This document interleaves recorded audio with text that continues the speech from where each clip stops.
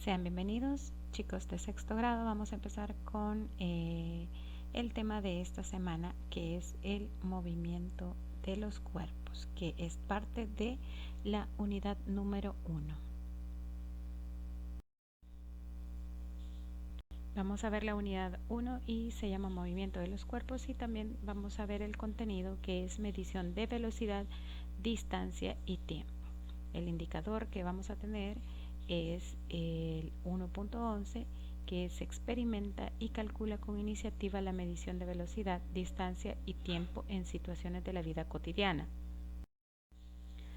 Ok, vamos a ver en este día, cuando estamos hablando nosotros acerca de lo que es el movimiento, vamos a entender que el movimiento existe en todo el universo, incluso en los átomos que conforman el ladrillo de un edificio, que están en continuo movimiento. Nosotros vemos que están estáticos, pero no es así.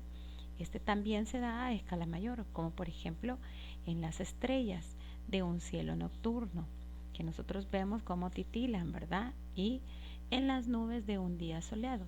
Asimismo, podemos notar el movimiento en nuestra cotidianidad, cuando vemos un transporte moverse o una persona corriendo. Entonces también cuando vemos una persona caminando, cuando vemos los automóviles, se dan cuenta que ahí podemos ver distintos tipos de movimiento.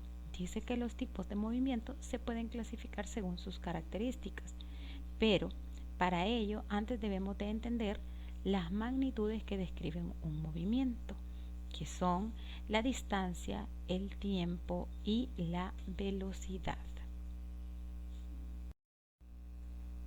Ok, vamos a ver de qué se trata lo que es el movimiento. Dice que el movimiento es un fenómeno físico que implica el cambio de posición experimentado por un cuerpo con respecto a un sistema. En este caso, podemos hablar nosotros de que los cuerpos se mueven y que cambian de lugar. Si por ejemplo yo estoy sentada en una silla y camino y me siento en otra, entonces yo allí estoy cambiando de lugar y estoy con respecto a un sistema. Porque por ejemplo, si otra silla está en línea recta, entonces yo estoy con un movimiento rectilíneo. Dice que al cambiar de posición se puede escribir su trayectoria como rectilínea, quiere decir que si vamos en línea recta; curvilínea, que si tomamos pues curvas; y errática, cuando no tiene es ninguna de las dos anteriores, cuando no es recta ni toma una curva. Entonces ahí podemos ver los tres tipos de trayectoria. Dice que el movimiento puede ser uniforme si la velocidad es constante, o ser variado si ésta cambia, es decir, si el cuerpo que se mueve acelera.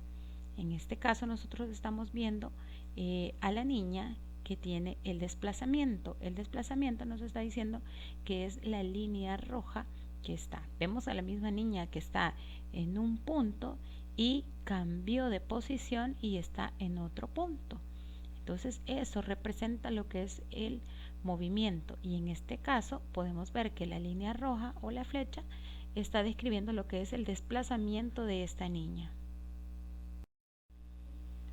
Vamos a continuar viendo lo que es el desplazamiento y la distancia. Dice que existe una diferencia esencial entre el significado de distancia y el de desplazamiento. Dice que la distancia se refiere a una medida de longitud total recorrida a lo largo del camino entero, y el desplazamiento solo considera la longitud entre la posición inicial y la posición final. Entonces veamos el dibujo que nosotros tenemos, donde están las dos niñas. Fíjese bien que estamos hablando de que es la misma niña, pero está en dos puntos diferentes. Pero el desplazamiento solo mide lo que hay desde un punto a otro, pero lo que es en este caso la distancia mide todas las curvas, todo el recorrido. Quiere decir que la distancia es donde hace la sumatoria de toda la longitud. En este caso, si nosotros nos podemos fijar que hay dos curvas que toma, y entonces en la distancia se miden todo el recorrido del camino entero. Y en el desplazamiento solo medimos en línea recta desde un punto a otro. ¿Sí? Entonces esa es la diferencia entre la distancia y el desplazamiento, porque el desplazamiento solo conoce dos puntos, el de inicio y el de final, y en cambio la distancia hace la sumatoria de toda la longitud que hubo a lo largo del recorrido del camino. Para efectuar el cálculo de la distancia recorrida y del desplazamiento utilizaremos las siguientes ecuaciones. Acabamos de ver la diferencia entre lo que es distancia y desplazamiento, y ahora la vamos a ver con fórmulas. La distancia recorrida dice que es la suma total entre todos los segmentos recorridos, y entonces tenemos como ecuación xt, que quiere decir distancia total, que es igual a la distancia 1 más la distancia 2. Fíjese bien, toma todos los segmentos. Ahora vemos la fórmula del desplazamiento. Será la diferencia entre el punto final y el punto inicial. Entonces quiere decir que ahí es una diferencia, o sea, es una resta. Entonces al punto final, quiere decir que al punto de llegada le vamos a restar el punto inicial. Y nos da un ejemplo. Si caminas 50 metros hacia la tienda y luego regresas a tu casa, ¿cuál es la distancia recorrida y el desplazamiento? Dice, solución para la distancia. Acuérdese que la distancia es donde vamos a tomar todos los segmentos recorridos. Y dice que vamos a aplicar distancia total es igual a 50 metros que caminamos de la casa a la tienda, más 50 metros que caminamos de la tienda a la casa. Entonces nos dan 100 metros en total. Esa es la distancia recorrida. Y para el desplazamiento, acuérdese que es la diferencia. Entonces dice que la diferencia, como caminamos 50 metros, que es el punto final, y el punto de inicio son 50 metros, entonces le vamos a restar 50 metros a 50 metros y nos da 0 metros. Quiere decir que el desplazamiento fue de 0. ¿Se fija cuál es la diferencia? Que en la distancia estamos tomando en cuenta todo el recorrido.